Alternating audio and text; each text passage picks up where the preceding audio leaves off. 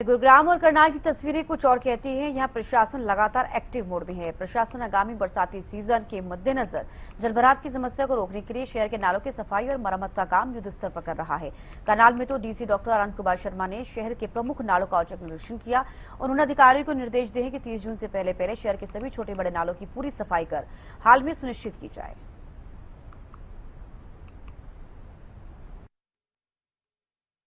इस मानसून गुरुग्राम की सड़कों पर जलभराव न हो, इसको लेकर हरियाणा के मुख्यमंत्री से लेकर कैबिनेट मंत्री राव नरबीर सिंह समय समय पर गुरुग्राम आला अधिकारियों के साथ बैठक करते हुए नजर आए। तो यहीं पर अब चीफ सेक्रेटरी ने भी तमाम आईएएस ऑफिसरों को लेटर जारी किया है, जिसमें साफ तौर पे लिखा गया है कि धरातल पर जाकर तमाम जगह का निरीक्षण करें और समीक्षा करें कि इस बरसात गुरुग्राम की सड़कों पर जल भराव ना हो और लोगों को परेशानी ना उठानी पड़े। मेरे पीछे आप तस्वीर देख सकते हैं कि इस लेटर का असर अब धरातल पर भी देखने को मिल रहा है। तमाम नगर निगम और जीएमडी के जो कर्मचारी हैं वो गुरुग्राम के अलग अलग इलाकों में जाकर जो सीवरेज है उनको साफ कर रहे हैं। तो नालों की भी सफाई अब कहीं ना कहीं धरातल पर की जा रही है, जिसका असर आने वाले मानसून में देखने को मिलेगा कि गुरुग्राम की सड़कों पर जलभराव की जो एक समस्या थी उससे कहीं ना कहीं गुरुग्राम की जनता को निजात मिलती हुई नजर आएगी। क्योंकि जिस तरीके से हर बरसात में अधिकारी दावे और वादे जरूर करते हुए नजर आए, लेकिन बरसात के बाद गुरुग्राम की सड़कों पर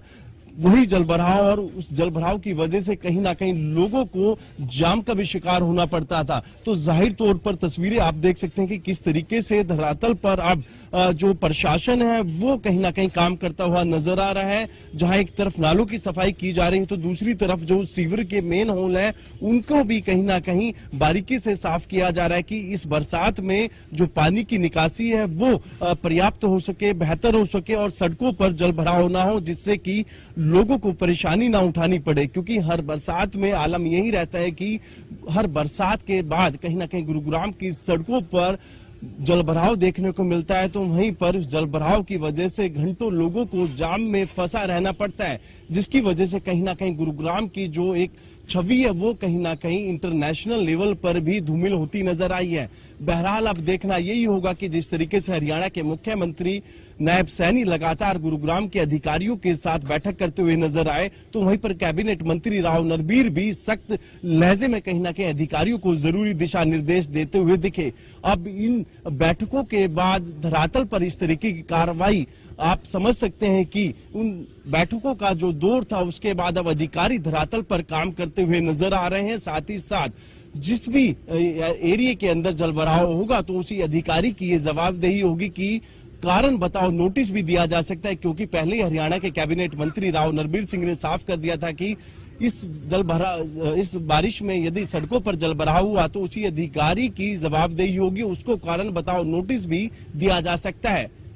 लेकिन अब देखना यह होगा कि इस बरसात के बाद की गुड़गांव की सड़कों पर जलभराव होगा या नहीं, ये देखने वाली बात होगी। गुरुग्राम से कैमरामैन राहुल के साथ संजय राठौर। जिला प्रशासन और नगर निगम प्रशासन पूरी तरह से प्री मानसून को लेकर एक्टिव होता हुआ नजर आ रहा है। वहीं करनाल जिले की बात करें तो जो डॉक्टर आनंद कुमार शर्मा है जिला उपायुक्त करनाल के, लगातार औचक निरीक्षण करते हुए नजर आ रहे हैं और सख्त निर्देश दिए गए हैं नगर निगम प्रशासन को भी कि जो प्री मानसून पूरी तरह से एक्टिव है उसको लेकर नालों और नालियों की सफाई एक चरम सीमा पर होती नजर आ रही है। आप तस्वीरों के माध्यम से भी देख सकते हैं किस प्रकार यहाँ पर मशीनें लगाकर है जो नालों की है सफाई कराई जा रही है। क्योंकि हरियाणा के मुख्यमंत्री नायब सिंह सैनी के द्वारा भी एक आदेश दिया गया है कि प्री मानसून एक्टिव होने वाला है, जिसके चलते जल भराव की समस्या पैदा हो जाती है। उसको चलते जिला प्रशासन को, नगर निगम प्रशासन को सख्त आदेश दिए गए हैं कि वे नालों की सफाई और नालों को मरम्मत कराने के लिए दुरुस्त कराया जाए। आपको तस्वीरें के माध्यम से भी दिखा सकते हैं जैसे किस प्रकार यहाँ पर मशीन के द्वारा लगाकर यहाँ पर नाले की सफाई कर दी गई है। और मुगल कैनाल, रामनगर नाला, ड्रेन नंबर 1, अंधे मध्य नालों की बात करें तो जमीनी स्तर पर कार्य होते हुए नजर आ रहा है और वार्डों के बीच से गुजरने वालों की नई विशेष टीमें लगाई गई हैं। और बता दें कि नगर निगम वर्ष में 2026 के 347 करोड़ के बजट में जल भराव की समस्या को हमेशा का खत्म करने के लिए जन निकासी प्रणाली के आधुनिकीकरण का विशेष जोर दिया है और बरसाती नालों की मरम्मत और नई पाइपलाइन बिछाने के लिए लगातार जो है कार्य एक ग्राउंड लेवल पर जमीनी स्तर पर होता हुआ नजर आ रहा है। और बता दें कि आपको जो करनाल के जिला उपायुक्त डॉक्टर आनंद कुमार शर्मा लगातार